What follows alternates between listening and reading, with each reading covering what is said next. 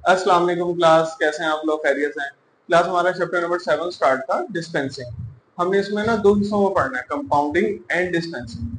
जब prescription pharmacist के पास आता है या सेल्समैन के पास आता है फार्मेसी पर, तो वो जब मेडिसिन को रैक से निकाल के लाता है तो उसको हम क्या कहते हैं? कंपाउंडिंग कहते हैं। इसके बाद जब मेडिसिन को हम सप्लाई कर देते हैं इंडिविजुअल पेशेंट पर अकॉर्डिंग टू देयर प्रिस्क्रिप्शन, उसको हम कहते हैं डिस्पेंसिंग। अब डिस्पेंसिंग के ना कुछ जनरल रूल्स होते हैं, जनरल प्रोसीजर्स होते हैं कि किस तरीके से हमने कोई भी मेडिसिन है उसको डिस्पेंस करना है। सही है। अब एज अ फार्मासिस्ट आपकी क्या जिम्मेदारी होती है? आपकी जिम्मेदारी होती है as a B category degree holder, आपकी जिम्मेदारी है कि आपने सबसे पहली चीज तो ये आपने एक व्हाइट कलर का ओवरऑल कोट पहनना है। ठीक है, बिल्कुल साफ सुथरा। इट शुड बी स्पॉटलेस, उस पर कोई निशान ना हो, एंड क्लीन, बिल्कुल व्हाइट एंड टाइडी, बिल्कुल क्लीन एंड क्लियर आपको ओवरऑल होना चाहिए। ठीक है। इसके अलावा जब भी आपने काम करने के बाद आपने मेडिसिन निकाली, डिस्पेंस करने के बाद आपने उसके डोजेस वगैरह बनाई और पेशेंट को बताया, काउंसलिंग की और उसको दे दिया, तो आपने अपना काउंटर जो है बिल्कुल साफ कर लेना। आप इसके लिए आप अपने हाथ में कपड़ा भी रख सकते हैं ताकि आप कपड़े से बिल्कुल साफ कर सकें। मैंने ये छोटे छोटे बुलेट्स बनाए हुए हैं ताकि आप लोग इसको याद कर लें, उसके बाद इसको आराम से पूरी पूरी लाइन में लिख लें ताकि है ना आपका अच्छा इम्पैक्ट आए, आपको सारे पॉइंट्स लफ्ज बलफ्ज याद हो जाए। ठीक है। सबसे पहली चीज हमने क्या की है? Wear a fresh laundered overall coat, it should be spotless and clean. सबसे पहले साफ सुथरा आपने ओवरऑल पहन लिया। उसके बाद provide yourself with a clean cloth. अब आपके पास ना एक कपड़ा होना चाहिए, साफ सुथरा कपड़ा होना चाहिए ताकि आप अपना काउंटर वगैरह से साफ कर सकें। यानी कि काउंटर क्या होगा आपका? डिस्पेंसिंग एरिया, जहां पर आपने मेडिसिन को निकाला है और डिस्पेंस करके पेशेंट को दिया। Work in a clean and tidy manner. आपका फार्मेसी का काम है, साफ सुथरा काम है। आपने क्या करना है? आपने बिल्कुल साफ सुथरे एनवायरनमेंट में काम करना है। Do not accumulate stock bottles and equipment in working area. इसके अलावा किसी किस्म की सीरप्स की बॉटल्स वगैरह या ये ओआरएस वगैरह या इस तरह की कोई भी बॉटल जो है आपने अपने वहां डिस्पेंसिंग एरिया में नहीं रखनी।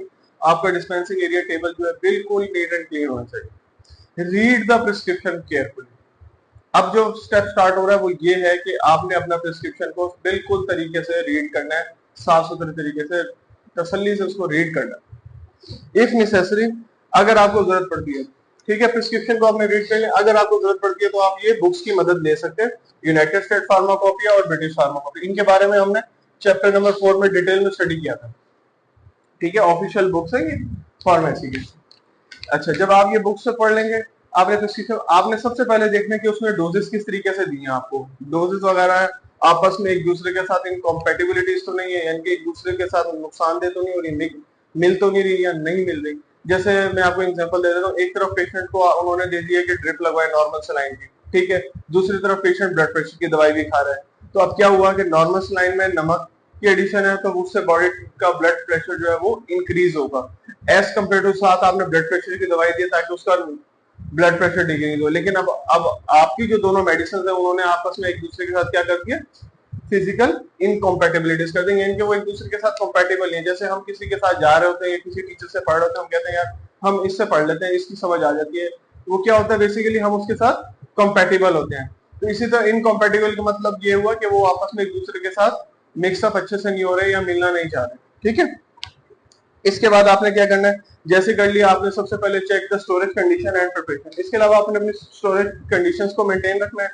कैलकुलेशंस, जितनी डोजेस वगैरह है आपने उनकी कैलकुलेशन बना लेनी है। प्रिस्क्रिप्शन को देखने के बाद ना आपने उनकी डोजेस बना लेनी है। ठीक है। Collect the correct container and closure. इसके बाद जब आपने दवाइयां वगैरह निकाल ली, हमारे यहाँ तो प्रिस्क्रिप्शन के बाद वो देते हैं, स्ट्रिप्स में मेडिसिन जाती है, ब्लिस्टर पैक होते हैं, लेकिन बाहर के ममालिक में वो क्लोजर कंटेनर देते हैं जिसके अंदर आपको उतनी ही डोज एक्चुअल बना कर देते हैं। तो इसलिए वो कह रहा है कि collect the check the correct container, यानी कि या क्लोजर, यानी कि आपने कंटेनर या उसके ऊपर का ढक्कन क्लोजर जो है इस तरीके का देखना है जो उस मेडिसिन के मुताबिक रिलेटेबल हो। ठीक है। उसके बाद right the main label and correct any special label. इसके अलावा आपने उनके ऊपर मेन लेबल जो है वो लगा लेने, और अगर कोई स्पेशल लेबल लगाने की जरूरत है, उनको नारकोटिक्स का बताना चाह रहे हैं या कुछ भी है, तो आप उसके ऊपर वो भी लगा सकते हैं। उसके अलावा जब आपने कंटेनर को पैक कर लिया, आपने अपनी प्रिपरेशन को फिनिश कर लिया। ठीक है, पेपर को फिनिश, अपने प्रेपरेशन को फिनिश करने के बाद आपने उसके ऊपर पेशेंट का नाम, एड्रेस वगैरह, ये चीजें जो भी आप अपने रिकॉर्ड में रखना चाहते हैं वो आपने रख लिए। उसके अलावा आपने फिर अप्रोप्रिएट रिकॉर्ड क्यों कह रहे हैं? कोई नारकोटिक्स अगर आपने इसको सेल किए तो आप उसमें नारकोटिक्स के बारे में भी अपने जो नारकोटिक्स रजिस्टर है उसमें मेंटेन कर सकते हैं। तो इस तरीके से आपने जो अपना प्रिस्क्रिप्शन है उसको किस तरीके से हैंडल करना है, वो इसमें आपको डिस्पेंसिंग की कुछ टेस्ट बताए हैं कि आपका सबसे पहले ओवरऑल साफ सुथरा होना चाहिए, फिर आपका माहौल साफ सुथरा होना चाहिए, आपका यानी कि काउंटर, डिस्पेंसिंग काउंटर। उसके अलावा आपके हाथ में हमेशा एक कपड़ा रहना चाहिए जिससे आप अपना काउंटर को बार बार साफ करें। फिर आप देखें, प्रिस्क्रिप्शन को रीड करें केयरफुली। यहाँ से स्टेप वन स्टार्ट होता है कि आपने अपने प्रिस्क्रिप्शन को रीड किया, उसके बाद आप उसके मुताबिक मेडिसिन लाए, आपने पेशेंट को काउंसलिंग करी, उसके मुताबिक उसके ऊपर फिनिशिंग लेवल लगाए, पैकेजिंग अच्छी करी, और आपने पेशेंट को डिस्पेंस करके काउंसिल करके भेज दिया। ठीक है क्लास, तो ये थे इसके कुछ general procedures. Thank you so much.